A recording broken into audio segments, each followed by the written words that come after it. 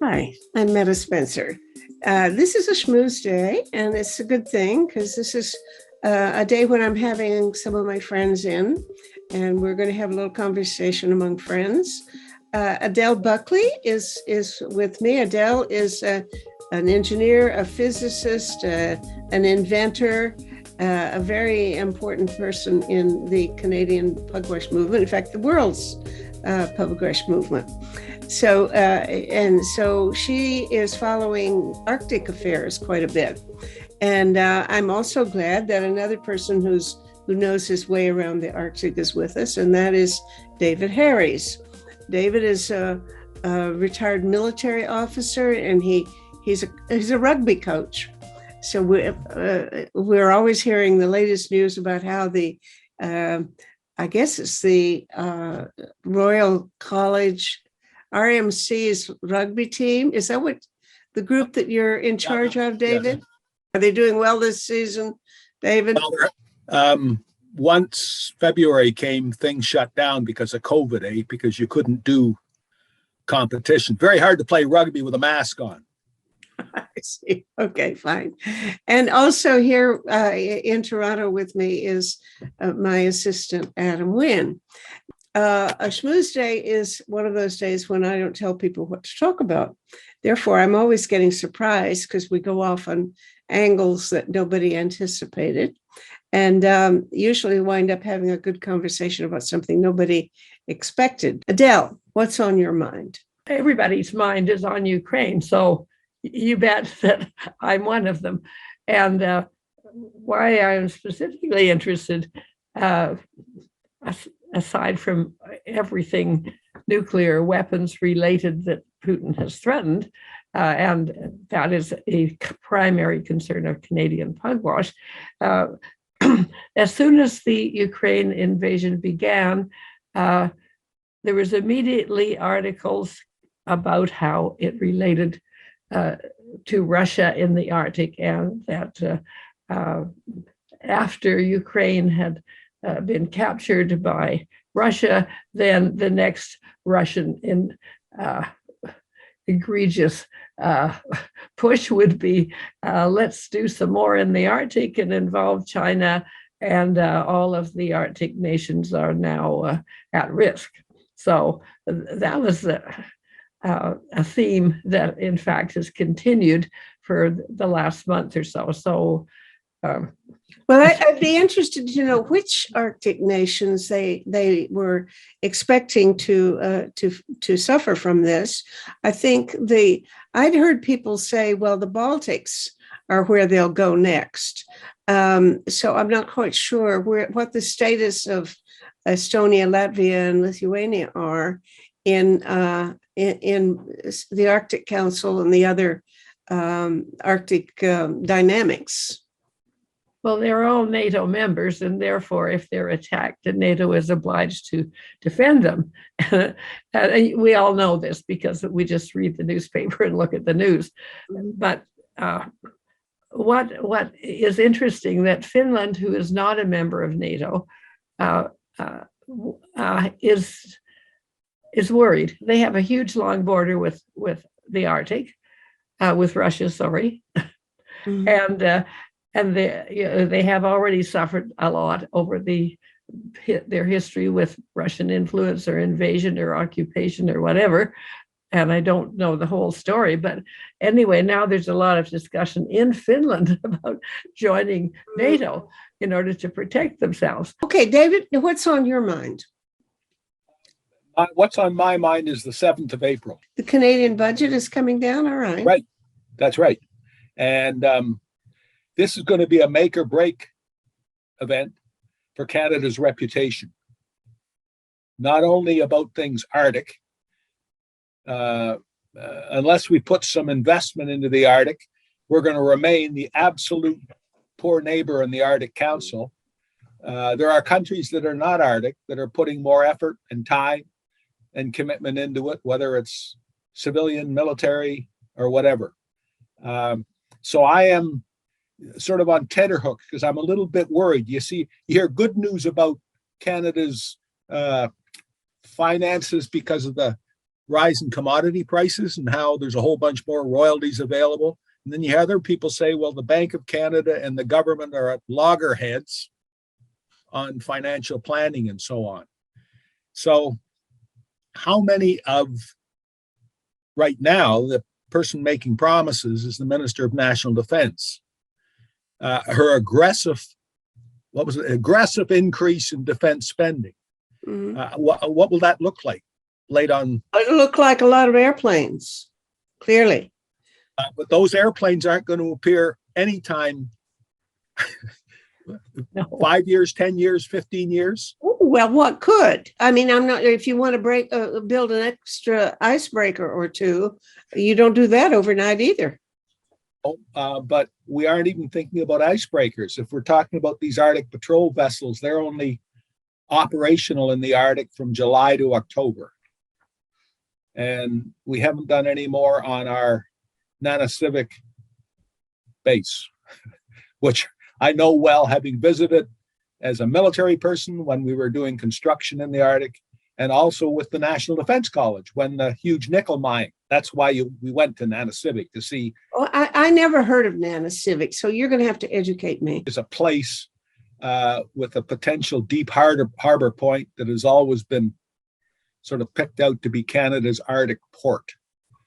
I mean, that's briefly it. I can't remember the company right now that ran Nanisivik when it was a nickel mine. Well, if you look at the map, I'm not sure that it's the right, the right place to be the Arctic port. It looks so isolated. It's just because it used to have a sort of a port because of the nickel mine. And is that a reason to make the deep water port there? Maybe it is, because David will have an opinion in a minute, but I just can't see it as being that central or a place where all Arctic shipping is bound to go by and need to aim for it as a place for refueling or whatever they would do. And anyway, it's now way behind schedule. It's just been announced another year and a half behind. So Canada and its Arctic attention to its own security is really pathetic. I'm going to share screen. I just looked up this map of northern Canada, Arctic Canada. Now show me where this thing is. Is it on here? Not named on there. It's up here somewhere. Well, you can't point to. I think it's on Melville Island. Oh, that's way north of Victoria then. Melville, like here, huh? Well, but Pacific is further east. It's not on this map. This is a map of the Western Arctic. You need a map of the Eastern Arctic. It's on Baffin Island, further east. Yes. Okay. I can remember, some of you may remember the airplane crash at Resolute Bay, which was supposed to be at one point our main Arctic base. In fact, when I was in the military and we were doing exercise and we had a major air disaster plan in place, I went there quite often. Then we had this airplane crash at Resolute Bay. Luckily, at the same time, the Canadian military were running their annual summer exercise, which has long since ceased in terms of the size. So there was a massive ability to rescue people, to get to the crash site with all the equipment that all the military had for the exercise. Had it happened a month either side of when it did, there's no telling what would have happened to the people that survived. Okay, here I'm gonna do another screen share. Now this is a look at it from the Arctic, from the North Pole, and over here's Russia, and we've got Canada over here. Now we've got it's not a very good map though. Anyway, it looks like Queen Elizabeth Islands. What are those? And Beaufort Sea and Baffin Bay. So we're talking about over in here, this area, right? Yeah. Right in here. Yes, it's in the Northwest Passage. So it's here. Okay. Where my is my little arrow No, showing? your arrow doesn't show because I'm the Okay, yeah. boss here. It says I'm the boss. Okay, Okay. I'm going to stop sharing because it's not a very good map. To talk about Resolute for a minute, because I think it's the place where years ago the government of Canada, in its wisdom, decided to settle people, and it's extremely far north. It isn't just like north where they were accustomed to living and making a living off the land and so forth. It was, and people starved and just generally had an absolutely terrible time there because no one figured out that that wasn't a good place to resettle people, and they forced them to go there. So, but it's now a settlement which is recognized and supported, and people live there as part of the Arctic. But it seems to me that somewhere Canada has to pull itself together and establish a proper full-scale military base in the Arctic. And I wonder if Resolute is an appropriate choice, or maybe in the more western Arctic near Tuktoyaktuk, which at least has a road to it, where would be a place to establish a Canadian military base? Yeah, thank you, Adele, for mentioning the forced relocations that happened back during the Cold War for Resolute, and then also Greaseford, where the Canadian government took Inuit from northern Quebec and forcibly relocated them 500 to 800 kilometers north, completely outside of their traditional hunting territory, anything that they were familiar with the Arctic ecosystems, specific to, if you're on the northern coast of Quebec, it's vastly different than the high Arctic islands. And people, as you said, starved to death, and they were basically using the Indigenous people as flagpoles for claiming Canadian sovereignty. If they could say if they had people that far north, it was undoubtedly Canadian territory, even if the Inuit were not traditionally having permanent settlements on those islands because they were so harsh. That is hideous. What a story. All our attention recently has been focused on the residential schools, which have been in sort of southern Canada, so to speak. I mean, north of Edmonton, sure, but southern Canada. We have been, as we've just talked about, absolutely abysmal supporters of our Inuit people in the Arctic. When there was tuberculosis, more than once that I was directly involved with, because I wound up one of my units building an Arctic airfield at a place that had never been settled by anybody, which was a terrible place to put a settlement.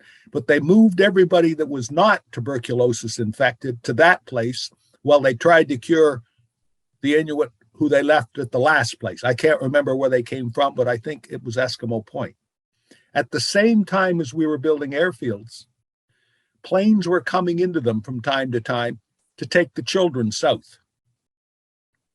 Twice, I was literally a witness to officials from southern Canada under orders to make sure that all Indigenous, in this case, Inuit children in the settlement, were moved to where they could learn properly at schools in the south. And they were sent, I don't know whether they went to residential school. I just know they were brought south. Maybe that was part of SCOOP. There was an Inuit delegation. It was one of the three different groups that went to Rome just now. And Nathan Obad, who is the representative of that group, was interviewed on TV, radio, whatever. So no, they suffered, as David has said. Just in comes the plane, out goes the kids. It's really poor. But I'd like to mention that when we look at Canada's Arctic policy, which they did in 2019, and they did a lot of work with the peoples there and whatever, they seem to have realized that they want to help Arctic peoples and have put in effort and money and so forth. But the Arctic policy that we hoped would say something about defense says practically nothing about defense, but it does say a lot about trying to bring the Arctic populations into some kind of situation where life is better for them. So I don't know if that's a kind of make-up thing, but that's the only effort that's being put into the Arctic. And we have the second longest coastline in the Arctic in the world. Russia has the longest one, but Canada has the longest coastline because of anybody, because we've got the Pacific and the Atlantic and the Arctic. And I don't know what we're doing to defend any of them, but it doesn't seem we're doing a good job. Most of my conversations about the Arctic with Canadians over the past couple of years has mostly been in the nature of a reassurance that relations between Russia and the other Arctic countries have been quite good, and that problems get worked out in a civil way, law-abiding relationships and so on. Don't worry about the military possibilities of a confrontation or conflict in the Arctic. Well, I had a brief conversation with Ernie Regier a couple of weeks ago, and he was trying to make the same point, but he said, it's getting harder and harder now. One of the things I just read yesterday was that the Brits are having a military exercise, a war game, if you will, or maybe that's not the word for it, but they have submarines, and there are 35,000 military or naval people from various countries participating on this exercise in the Barents Sea, which surprised me because that's awfully close to Russia. Is that called cold response? I mean, Yes. There's an annual thing called cold response, Yes. and all the NATO nations, including Britain. But the thing is that this year is sort of bigger and better and more fierce. And also the UK has definitely established itself as, quote, an Arctic nation, which of course the map doesn't tell us that, but that's their point of view now, definitely. And then they've made extra efforts in that direction lately. With a new submarine, I gather. Yeah. So it didn't say whether that's a nuclear submarine or a nuclear armed submarine or just, just a submarine. Does anybody know what kind of submarine this new thing? Oh, they also have a new aircraft carrier named the Prince of Wales, I think. Queen Elizabeth. Yeah, it's in Asia, I think, but probably heading up to the Barents Sea as we speak. Mm-hmm. Mm-hmm. Behind me Mm-hmm. is an Eskimo print. Okay. From Cape Dorset. I'm sure everybody's heard of Cape Dorset. That was where, at the beginning, well-meaning people established a very successful artistic center for carving and printing. And we built the airfield there so that could happen with people coming from different places. I mean, not overseas because it was just a gravel airstrip, but at least they could come from southern Canada. And that print was done in 1967 by Pudlow, who became a friend of mine. In fact, he taught me how to carve soapstone when I was up there. Amazing gentleman. He's passed away now. But you see, there's the sled and the settlement behind them, a spring settlement behind them.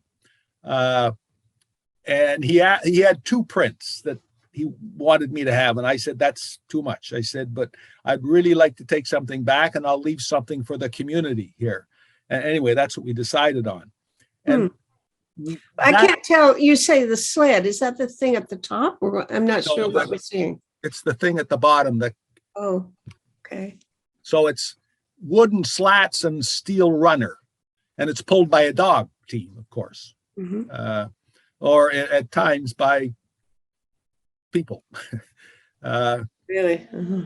That, for me, was the happiest the happiest time I spent in the Arctic. Some of the exercises were quite exciting in support of the Major Air Disaster Plan. But the impression I got coming from Edmonton, when we had an airborne regiment with a whole pile of Hercules, and Edmonton is a lot closer to the Arctic than Trenton is, where all our major airplanes are now. Okay.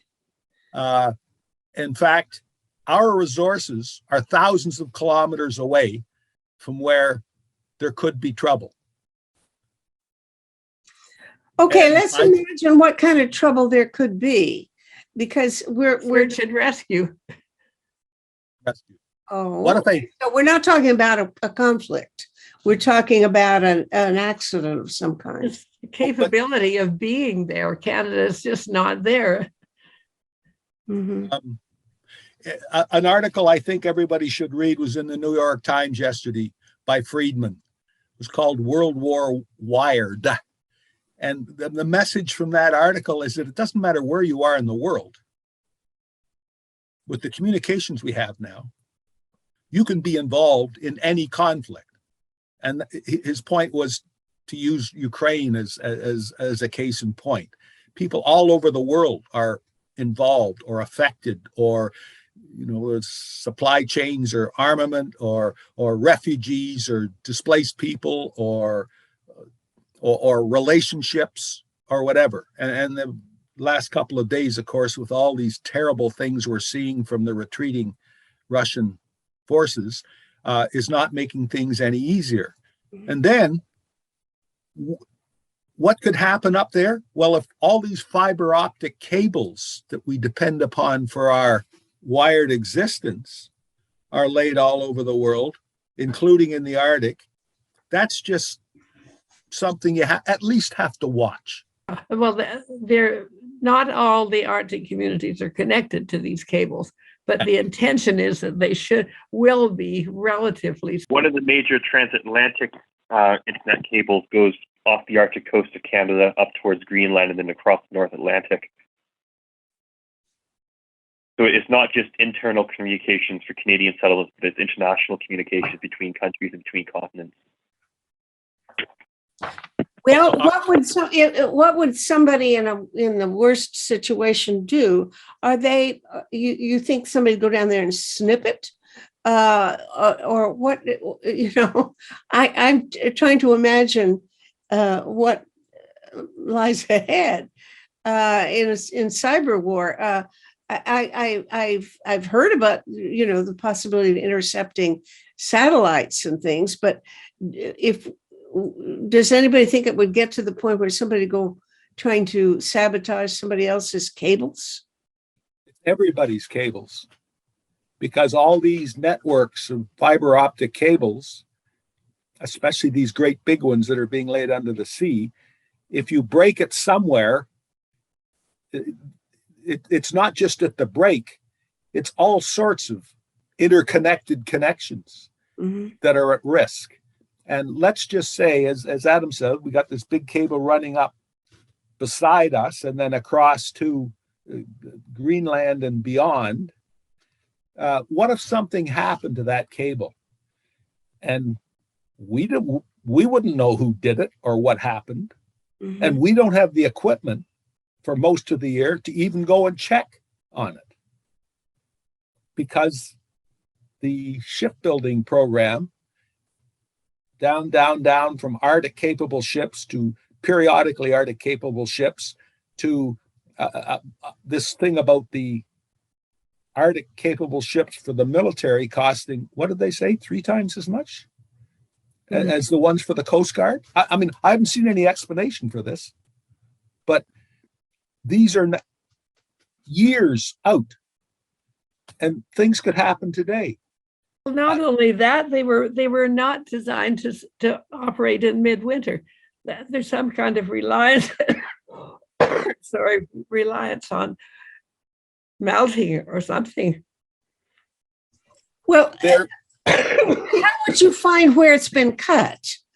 I know nothing about this. What would they do? They can't just go along there and send divers and feel along and see where the end is. I'm sure there are technologies to tell you how to do that. I mean, we've got fiber optic in our neighborhood now, and just for the neighborhood, the cable that they laid all along our street and dug the whole street up, all the streets up last year, is about this big. I can imagine the one under the sea is probably a little bigger than that. Maybe there's pairs. I don't know. But according to the people that were very helpful, the company that did the testing once it was laid was from Montreal. And I asked them, I said, how, if there was a fault, how would you find it? And he said, well, we have a way to pretty well approximate where the fault is. And I don't know how they do that. Mm-hmm. But if something happened now, who's going to check on it? Who owns it? And let's have somebody who's a legal owner. If it's owned by the internet, what is the internet? I mean, it's not even a company. It's what is the internet legally in terms of it must have hardware.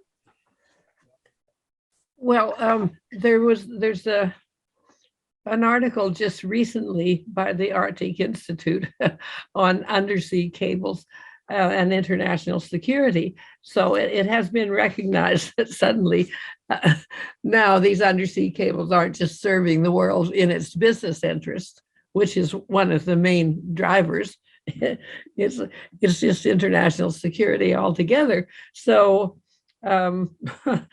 it's pretty scary. Now, as you guys all know, I'm the manager of an Arctic security Google group, and I send out lots of things and receive lots some of which I send out. In any case, there was an article recently about Svalbard, which belongs to Norway and is straight north of Norway, and it is an interesting place. It's also nuclear weapon free by design. Anyway, it had two cables to it, and one of them mysteriously was cut. In fact, they thought for a minute or a little while that they were both cut. And then luckily they were able to rely on the single cable, and eventually they found out how to reconnect the other one, and nobody knows just why that happened, but it happened. Do they know that it was done deliberately, or could it have been? No, well, maybe somebody knows, but we and the general public do not know. Boy. We don't even have undersea cables. There's maps of them, which are amazing because they're just all over the place. There's huge numbers of them. You know, the whole thing, I feel I'm living in a world that I am totally powerless. You know, I feel that digital technology is so complicated that even the people who are supposed to be the experts really don't know how to fix things. I mean, if you ever have something break down, you know. In fact, I would love to find out, Adam and I were just talking about it, how many hours a week does the average person put in on trying to get things repaired or improved or generally stabilized in their digital world? I mean, whether it's the telephone or the the television or the internet or your computer itself or the wiring to your house or whatever. I'd be really interested in how many hours a week we put in on that, because for me, it's several hours a week, year round. And I feel that all of this makes me feel very helpless, because there's nothing I can do to protect myself, and no way I can get anything fixed. And I can't even diagnose what's wrong most of the time. And the more we're integrated as a single world, which is what I look forward to, I'm a one worlder for sure, trying to think beyond borders and so on. And that's really my ideology. But it's true that we become much more vulnerable than when we, had a backyard and we dug our own potatoes and could survive indefinitely with just our own resources. And this worries me, decentralization may be the only solution. And if you decentralize, that makes me go back into, a territorial border that I don't like to be confined within. I guess, again, based on what you said, Meta, that I highly recommend that Friedman article in the New York Times. I'll send it to you because I've kept it in my files because it's so interesting. But his point is it doesn't matter where you are now. Mm-hmm. Something on the other side of the world can affect you immediately. And he's got some examples of how 10 years ago and 20 years ago, that wasn't the case. Mm-hmm. You had to write a letter, or maybe it was a teletype or something like this. But now, I mean, even what's happening in Ottawa, my little piece in the magazine, we're learning literally by the day, because of the digital world we live in, what the police told the truckers when they were arriving in Ottawa. They told them where to park. They told them how much space there and everything. 20 years ago, if a whole bunch of trucks drove into Ottawa and parked, I can't imagine why they would have done that. But let's just say they did. Once they'd left, there's no evidence. You'd have to base all your investigation on people's firsthand verbal comments or written things. Now it's all up there, whether it's on cell phone records or computers or whatever. And there's going to be some real dust-ups here between Ottawa and City Council and who's going to pay and everything. And I was just in Ottawa yesterday. First time my wife and I took a trip in forever, it seems. And I guess two things impressed me. One is how everything looks absolutely normal. Mm-hmm. Hardly anybody were wearing masks. But the other thing, we came in from the West End, and that LRT construction project is enormous. And of course, we've all heard of all the LRT problems if you're a person that had to commute downtown using it. And the investigation that's now going on, even as they dig more tunnels. It was, I think you used the word, Meta, surrealistic. Driving into Ottawa yesterday was weird, truly weird. How crowded are they? Everything normal. Gail went to the MEC, the Mountain Equipment Co-op thing, and we had to wait in line just to find a place to leave. I stayed in the car, leave the car. It was so busy. And then we got out in the countryside and nothing. Highways were empty. And then we got back to Kingston and reunited with the dogs and so on. But is Kingston normal, or is it just Ottawa? And I wonder how different communities are. Maybe there are local norms about whether you wear masks or traditional forms of behavior that I am not aware of because I haven't been out of the house in 2 years. In Kingston, the majority of people outside, walking on the park or the path around their neighborhood are not wearing masks. But quite, in my view, positively, when you go in a big grocery store or something, almost everybody's got a mask on. So it's a little bit reassuring, but we're still a bit of a hot spot. And we're always reminded of that because we're a public service community, public service in the sense of the military and 3 universities and big police force and so on. People come from all over Eastern Ontario to Kingston for medical treatment. And of course, that means cancer and COVID and, like me, surgery and so on. Kingston is Kingston, certainly isn't Ottawa. Different. We had the trucks came west up the 401, came from the west up the 401, and they stayed overnight in Kingston, but they didn't come anywhere near downtown Kingston.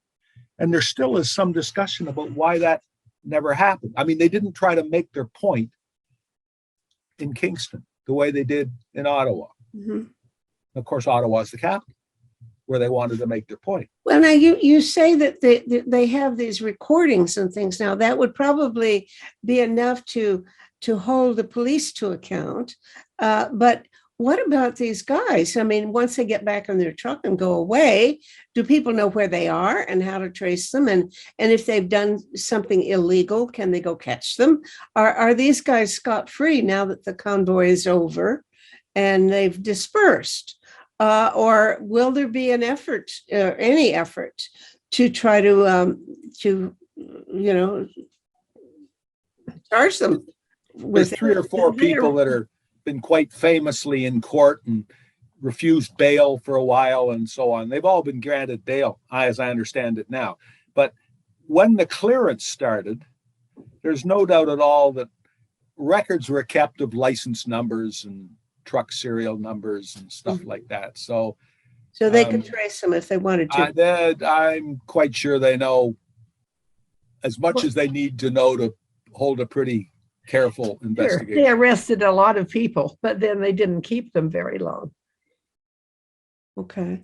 Just the Well, ones. I've also heard, as soon as it was over, I was hearing that different parts of the world were expecting the same kind of thing to happen. Australia or various places, that convoys were going to be organized in other places as well. Yeah, even New Zealand. That's too bad Alan Ware's not here.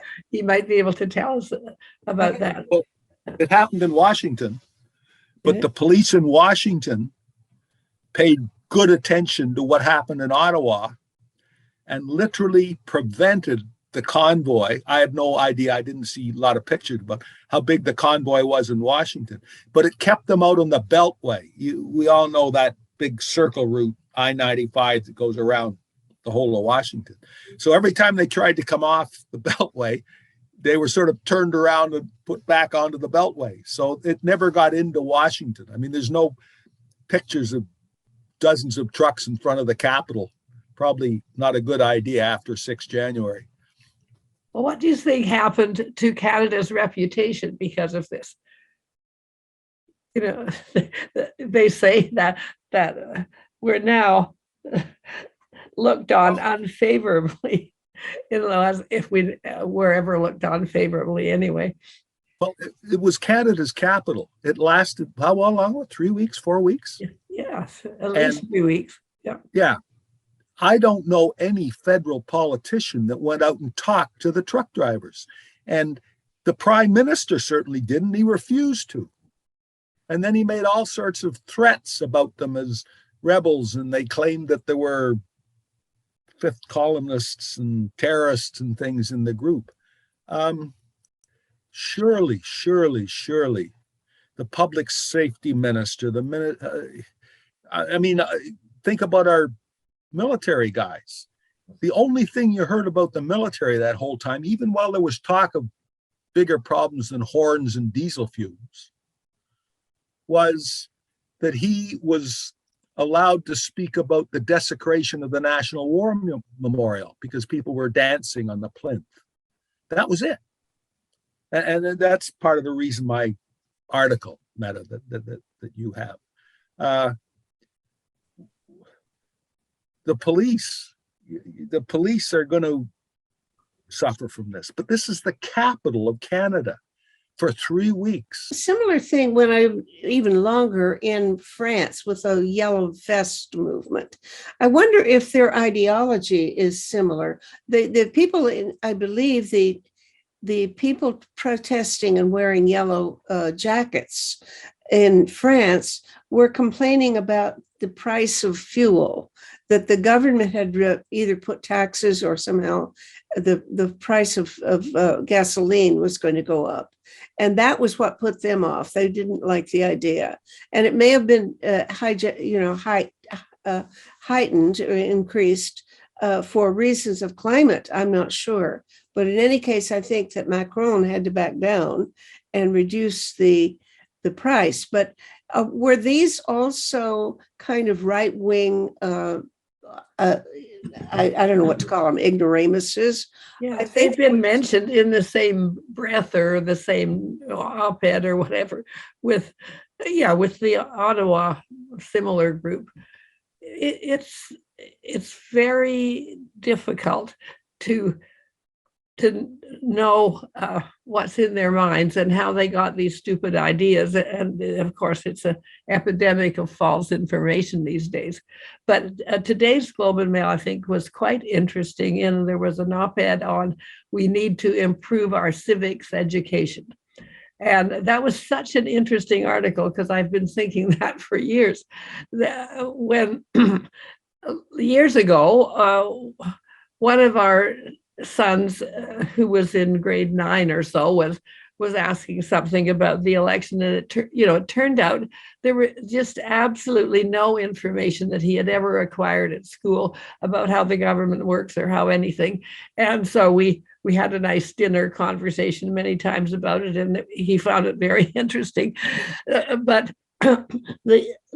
if those people in Ottawa had properly an idea of what democracy is all about, and other things of that sort, they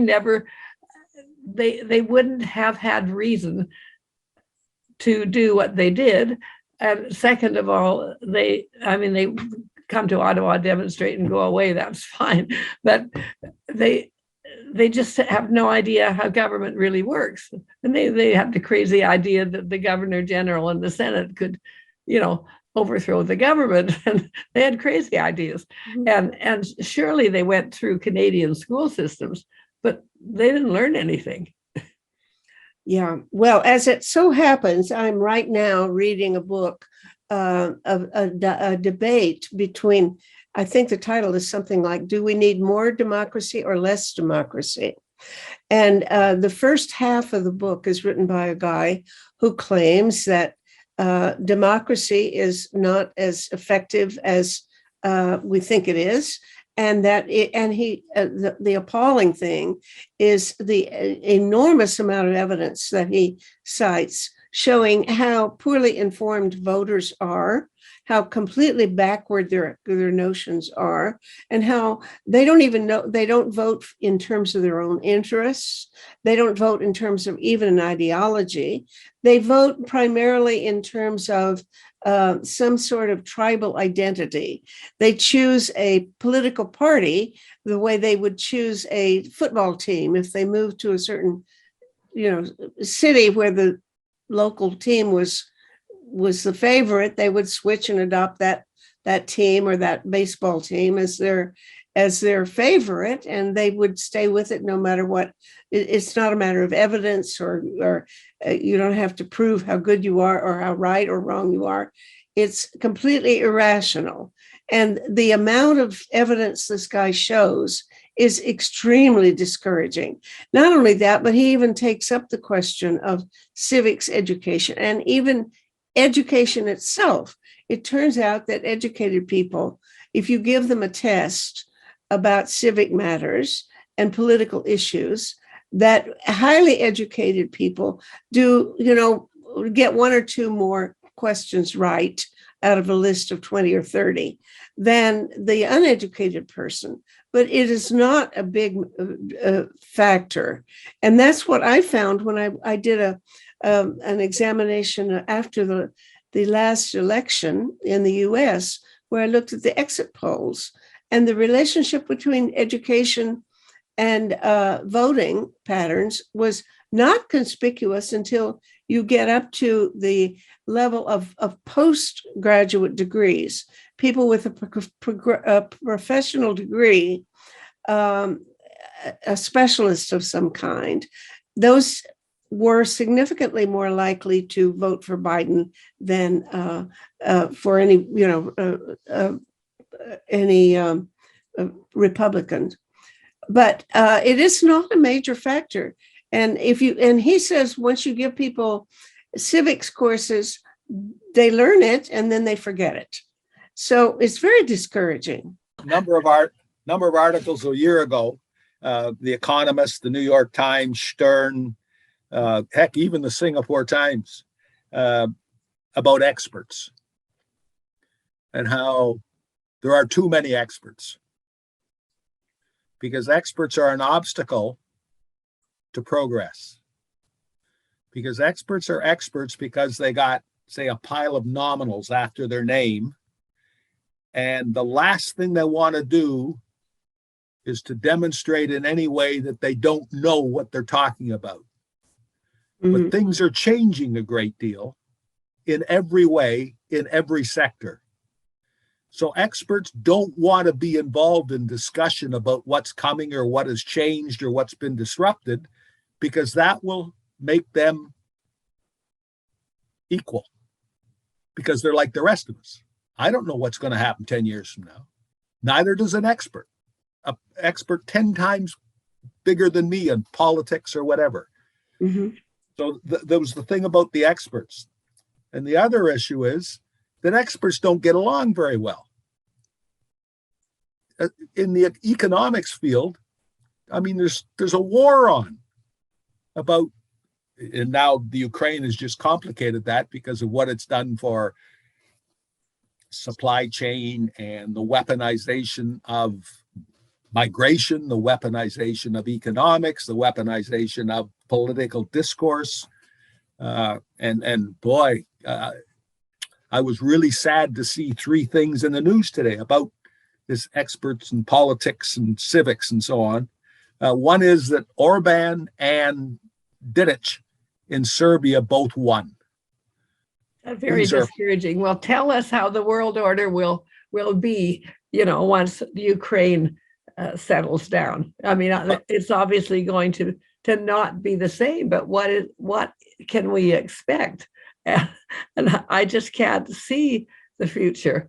Well, you don't expect me to see the future, but in any case, the world order that we have been living with for, these many years is not the one we're about to have.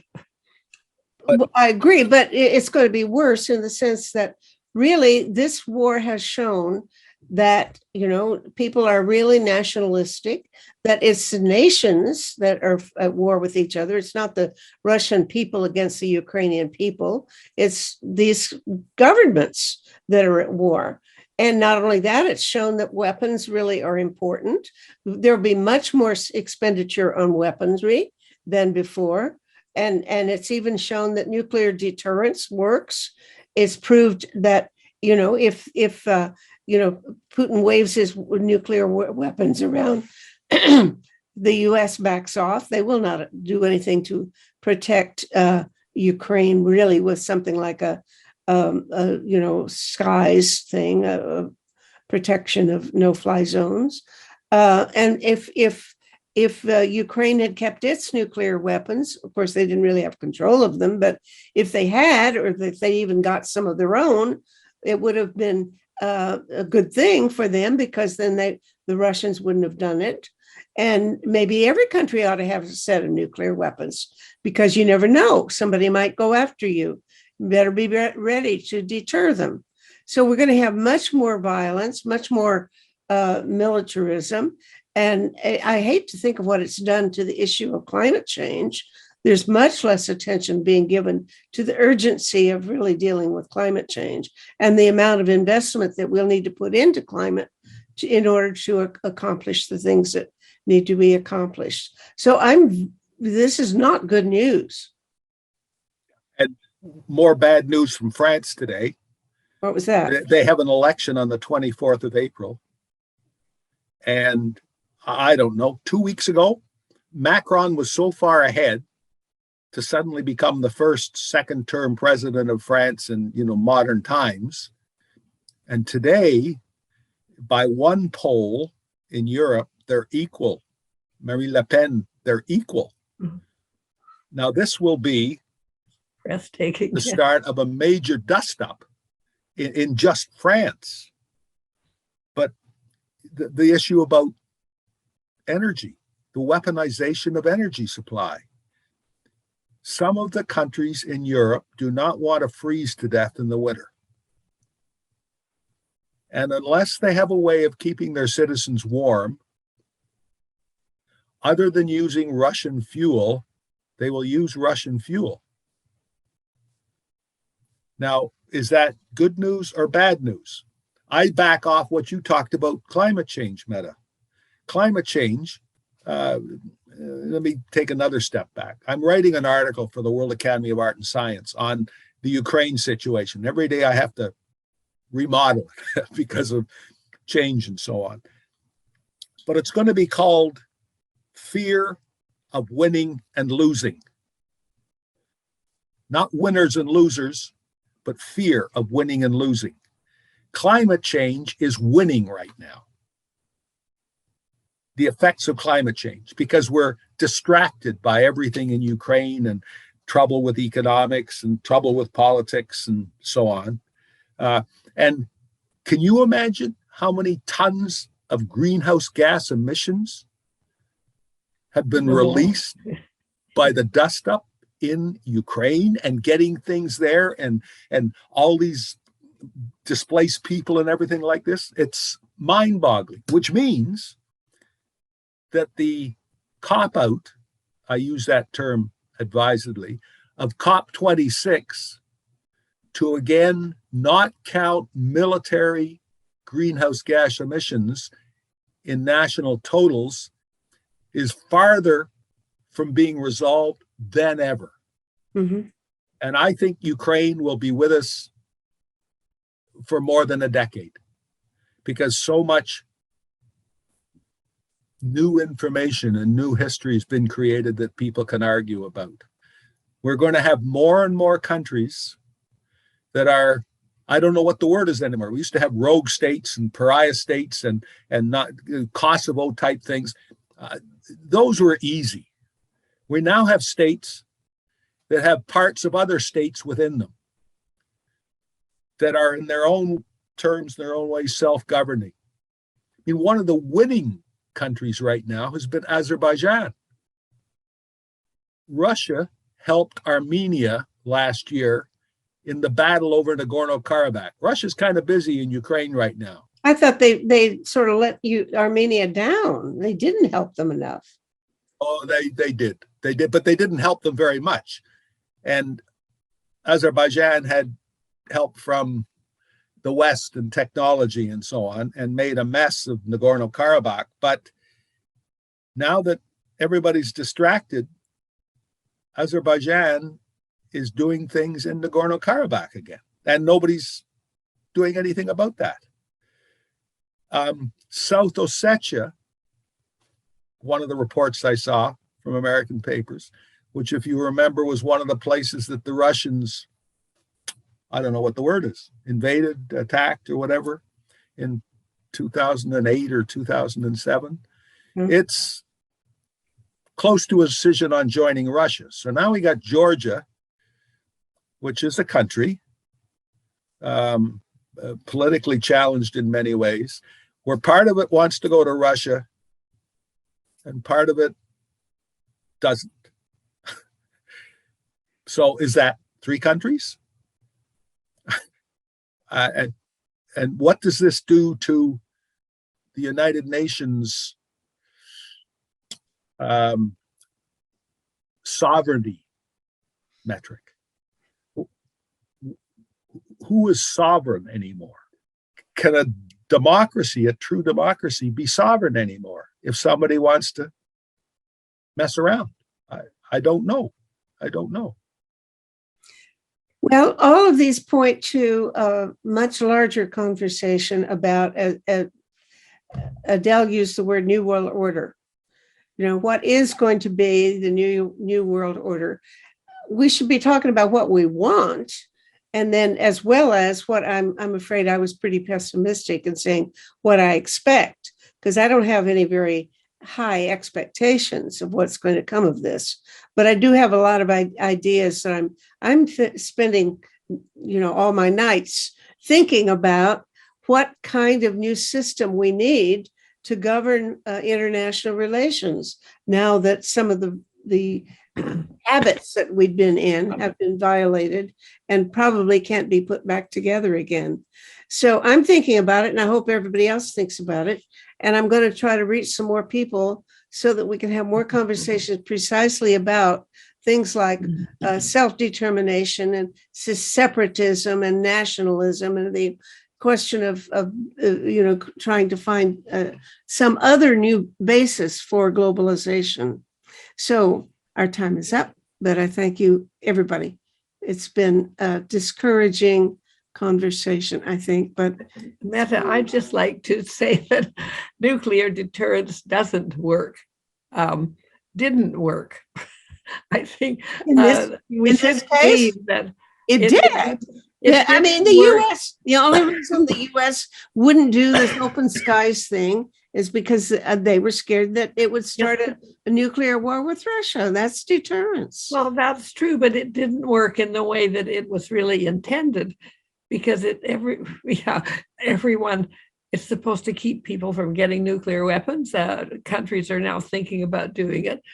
The best solution, and there are arguments for it, is to get rid of all nuclear weapons. But of course, that is a mountain which is too difficult to climb. But I don't think nuclear deterrence worked the way it ought to work. We should not sort of take that view lightly that it worked.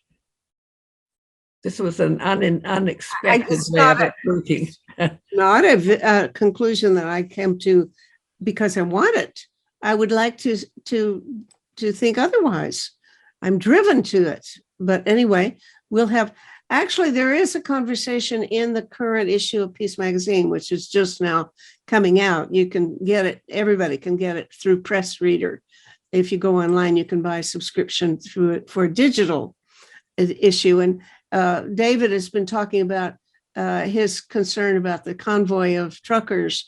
And he has a letter to the editor about that. But we have Robin Collins who's talking about some of these debates about deterrence and so on in an article on the current controversies.